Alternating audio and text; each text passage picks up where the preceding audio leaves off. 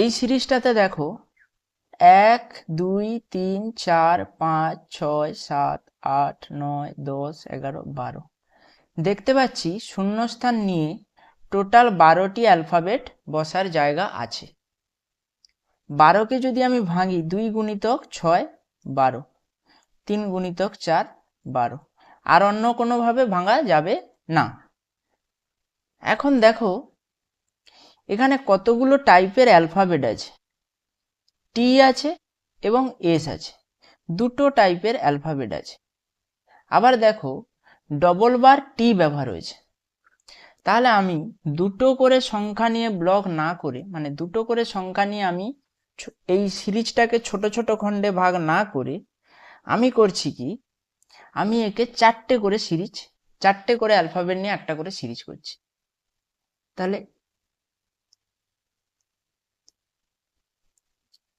1 2 3 4 একটা ছোট খণ্ডে ভাগ করলাম, 1 2 3 4 এখানে একটা ছোট অংশে আমি ভাগ করলাম।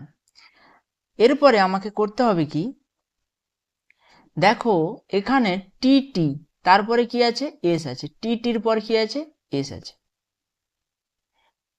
এখানে টি টি আছে, টি টির পরে আমি বসাবো এস। এখানে দেখো টি টির আগে এস আছে, আমি তাহলে এখানে টি টির আগে কি বসাবো, এস। এখন প্রতিটা ক্ষেত্রে দেখো এস এর পরে বসছে টি, এস এর পরে আসছে টি, এস এর পরে আসছে টি, আমি তাহলে এখানেও এস এর পরে দেব টি। এবং প্রতিটা ক্ষেত্রেই দেখো এস এর আগেও আসছে টি, এস এর আগে আসছে টি, তাই এখানেও এস এর আগে আমি দেব টি। টি এস টি টি, এস টি টি এস, টি টি এস টি। তাহলে আমার অ্যান্সার হবে টি এস এস টি। এখানে টি বসিয়েছি, এখানে এস নিয়েছি, এস নিয়েছি, টি নিয়েছি। টি এস এস টি হবে right answer, T S S T.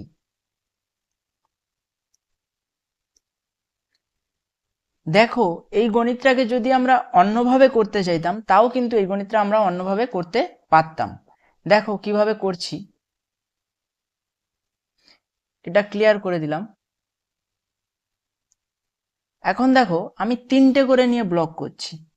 কিভাবে, 1 2 3 এইখানে একটি ব্লক, 1 2 3 এখানে একটি ব্লক, 1 2 3 এখানে একটি ব্লক, এবং এটা মোট একে 4টে ব্লকে 3 গুণিতক 4, 3টে করে অ্যালফাবেট নিয়ে 4টি ব্লকে ভেঙেছি।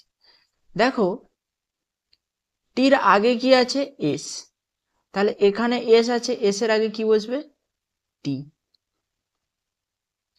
এখন এইখানে খেয়াল করো টি টি এস, দুটো টি তারপর কি বসেছে, এস, তাহলে দুটো টি আছে এখানে, আমি তারপরে এস বসাবো। এখানে দুটো টি আছে তারপরে এস বসাবো। এবং এস এর পরে কি আসে, টি, এস এর পরে দেখো প্রতি ক্ষেত্রে টি এসেছে, আমিও এখানে এস এর পরে টি বসাবো। রাইট অ্যান্সার হবে T S S T, option A. এবং এখানে আমি প্রত্যেকটা খণ্ডে কি সিরিজ পাচ্ছি, টি এস টি। এভাবেও করা যায়।